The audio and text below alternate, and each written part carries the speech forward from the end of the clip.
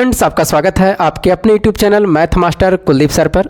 और आपके सामने पहले से भी नोटिस वायरल चल रहा था 3 दिन पहले से भी। मैंने उस समय वीडियो नहीं बनाया क्योंकि मैंने उसको नोटिस को देखा था, लेकिन देखा वेबसाइट पे नहीं था। आज जो 7 अक्टूबर का आपका नोटिस निकला है, ये बिल्कुल आपका 100% रियल है और ये वेबसाइट पर भी लोड है। अगर कोई देखना चाहते हैं, किसी को नहीं पता चल रहा है, अगर आप सरकारी रिजल्ट पे देख रहे होंगे तो अभी वहाँ पर अपडेट नहीं हुआ है, आप जा करके सरकारी एग्ज़ाम पे दे सकते हैं। सरकारी एग्ज़ाम सर्च करिएगा गूगल पे तो वहाँ पे आपको देखने के लिए नोटिस मिल जाएगा। सरकारी एग्ज़ाम पे हो सकता है सरकारी रिजल्ट पे धीरे धीरे आ जाएगा, लेकिन जिसका भी नहीं पता चल रहा आप बिल्कुल सरकारी एग्ज़ाम पे जाके देख सकते हैं। अभी आपके सामने आज का जो नोटिस में है उसमें 4 प्रकार के एग्ज़ाम का रेलवे का दिया हुआ है डेट, मतलब कि आपका एएलपी का, टेक्नीशियन का, आरपीएफ का और जेई का। लेकिन जो 3 दिन पहले नोटिस वायरल चल रहा था उसमें सभी प्रकार के जितने भी सारे रेलवे में एग्ज़ाम होते हैं, चाहे वो एनटीपीसी हो, पैरा मेडिकल कैटेगरी हो, सभी प्रकार के उसमें एग्ज़ाम का मेंशन किया गया था 3 दिन पहले वाले में। तो जब ये 100% सही निकल गया, जो अभी 4-7 तारीख का 4 प्रकार के एग्ज़ाम जो रेलवे करवा रही है उसका जो डेट जारी किया है उसमें 100% मैच कर रहा है जो पहले नोटिस वायरल चल रहा था। दोनों नोटिस आपके सामने है, तो इसका मतलब है जो इसमें एनटीपीसी का भी डेट दिया गया आपका अप्रैल का, वो बिल्कुल सही है और आपका एग्ज़ाम अप्रैल में भी एनटीपीसी का होगा ही होगा, इसमें कोई शक नहीं है। अभी नोटिस कहाँ से वायरल हुआ था पहले तो देखिए, रेलवे अधिकारी को जब डेट दिया जाता है तैयार करने के लिए तो वहाँ से कहीं ना कहीं निकल के वायरल होने जाती है। उसके बाद में फिर वो अपडेट होती है आरआरबी वेबसाइट पे। तो पहले ही नोटिस वो वायरल हो गया था क्योंकि अब डिजिटल ज़माना है, एक जगह कहीं से भी निकला तो समझिए कि सारे में फैल जाते हो। तो अभी आपका देखिए 3-4 दिन में एग्ज़ाम ख़त्म हो रहा। एएलपी का आपका स्टार्टिंग है, मुझे ये नोटिस दिखाई नहीं दे रहा लेकिन मैं बोल देता हूँ, 25 आपका नवंबर से है, 25 नवंबर से लेकर के आपका 29 नवंबर तक, मतलब 4 दिन आपका एएलपी का एग्ज़ाम है। उसके बाद में आरपीएफ का एग्ज़ाम है 2 तारीख से लेकर के 5 तारीख तक है। फिर उसके मतलब 3-4 दिन इसका भी एग्ज़ाम है।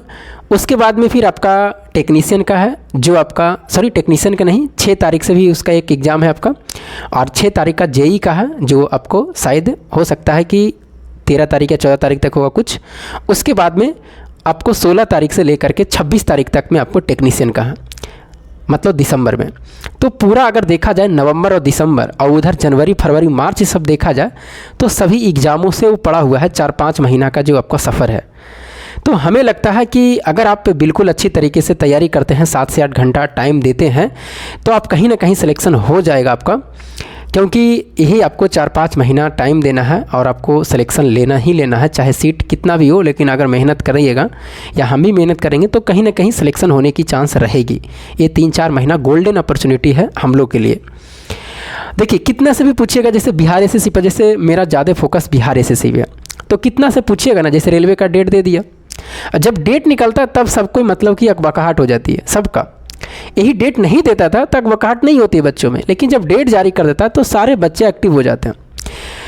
मैंने गांव गया, सब चीज़ से बहुत सारे बच्चे मुझसे मिले और पूछे कि अभी बिहार एसएससी का एग्ज़ाम नहीं होगा। मैंने किसी से अगर पूछता कि अभी किस चीज़ की तैयारी करते हैं तो अभी मैंने बोला बिहार एसएससी का।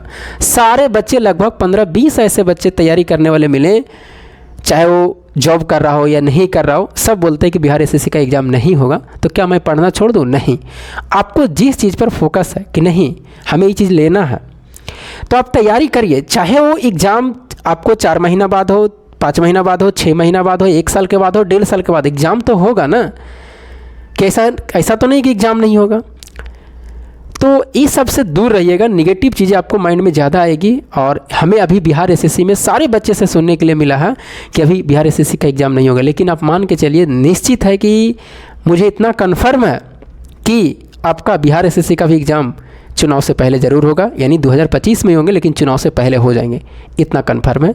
और मैं इस चीज़ को दावे के साथ आपको कहता हूं कि बिहार एसएससी का एग्ज़ाम भी होगा। तो जो बच्चे बिहार एसएससी में लगे हुए हैं, आप बिल्कुल बेहिचक, जो भी कोई बोलता आप कमेंट करिएगा। आपको पास में भी कोई अगर मिलता होगा तो यही कहता होगा कि अभी बिहार एसएससी का एग्ज़ाम नहीं होगा, चाहे आप गाँव में रहते हो, कहीं टाउन में कहीं पढ़ाई करते हो, जो भी मिलता होगा, आप तैयारी करते होंगे, बोलिएगा कि बिहार एसएससी का कर रहे हैं, तो आपको सीधा कहेगा वो कि अभी बिहार एसएससी का एग्ज़ाम नहीं लेगा, सीधा बोल देगा वो।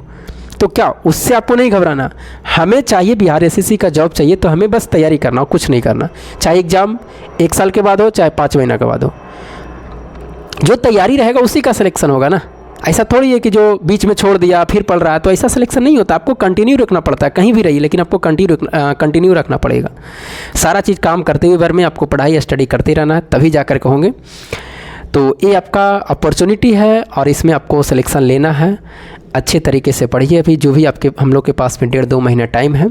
साइंस का इसमें अहम रोल है, मैथ का, रीजनिंग का, यही 3 चीज़ का है इसमें। जीके और करंट अफेयर्स का, इसमें हिस्ट्री ज्योग्राफी इतना का अहम रोल नहीं है एएलपी और टेक्नीशियन में। तो आप बिल्कुल एनसीईआरटी पर भी ध्यान दें। फिगर वाले जो प्रश्न होते हैं एनसीईआरटी में जाकर के गौर से देखिए, एक फिगर को कम से कम 5 बार देखें जो एनसीईआरटी में फिगर बनाया हुआ है। उसके बाद में फिर आप सबसे ज़्यादा जो आपको रेजिस्टेंस से प्रश्न पूछा जाता है, R = से, इसमें भर भर के पूछे जाते हैं प्रश्न, ये सब पर ध्यान दीजिए।